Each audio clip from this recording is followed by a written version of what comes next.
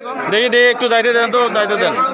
তো আপনাকে চোরকে দেখানো হবে, একটু আপনারা দেখে চেষ্টা করতেছি চোরকে দেখানোর জন্য, একটু অপেক্ষা করুন।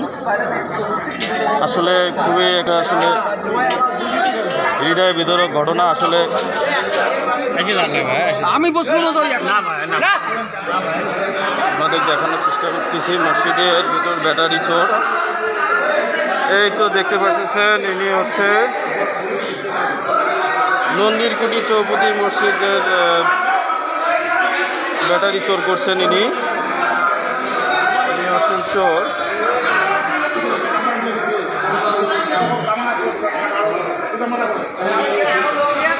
আসসালামু আলাইকুম।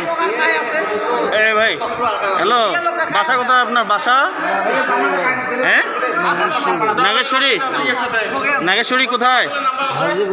হাজিপাড়া। নাগেশ্বরী হাজিপাড়া। ও আচ্ছা আচ্ছা আচ্ছা। কি নাম আপনার? জি জোরে বলেন। শাহাদত হোসেন। এখানকার ব্যাটারি চুরি করেছেন? জি। আচ্ছা আচ্ছা, সত্যি বলার জন্য ধন্যবাদ। কতদিন থেকে এই কাজের সাথে আপনি জড়িত? প্রথম। আপনার সাথে আর কে কে জড়িত আছে? কেউ নেই, আমি একা। তাই? আচ্ছা, কি কি কিভাবে?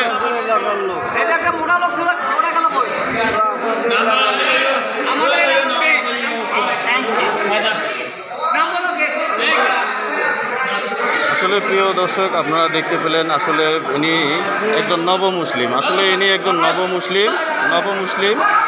তো আসলে শিমুলবাড়ি নন্দীকুটি চৌপতি বর্ডার মসজিদ, সেখানে এসেছেন ব্যাটারি চুরি করার জন্য। অলরেডি সুকৌশলে ব্যাটারি চুরিও করেছেন এবং মুসল্লিদের সাথে ইনি নামাজও পড়েছেন।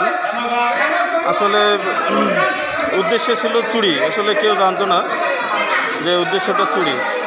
যাই হোক, ব্যাটারি চুরি করেছে মসজিদের।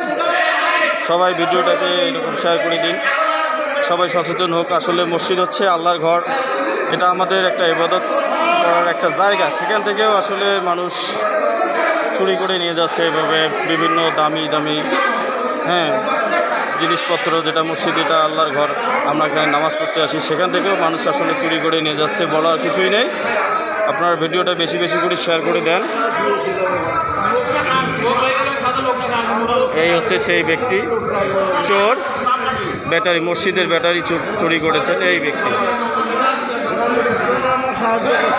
এনার বাড়ি হচ্ছে নাগেশ্বরী থানা। নবমুসলিম নাকি ইনি। এই তো হচ্ছে চোর।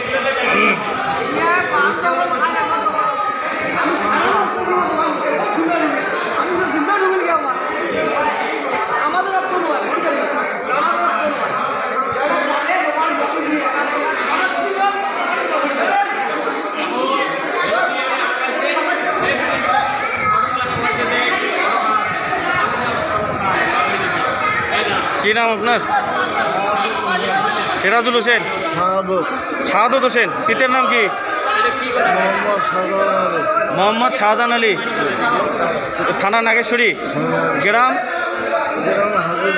গ্রাম হাজিপাড়া। ওখানে কাকে কাকে চেনেন নাগেশ্বরীতে? জি। ওয়াব কি করে? আপনাদের নাগেশ্বরী থানার ওসির নাম কি? আচ্ছা আচ্ছা আচ্ছা। এই চুরির সাথে কতদিন থেকে আপনি জড়িত?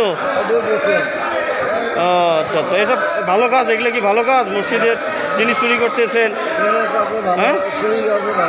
যেখানে আল্লাহর ঘর, মসজিদ এসে চুরি করেছেন। সাধারণ মানুষের জিনিস তো কোনো ব্যাপারই না আপনাদের কাছে, তাই না ভাই? এসব করা যাবে না, বুঝছেন? এসব করা যাবে না। ঘটনা হলেও এটা খুব একটা ঘৃণিত একটা কাজ, বুঝছেন? আপনি কি নবমুসলিম হয়েছেন?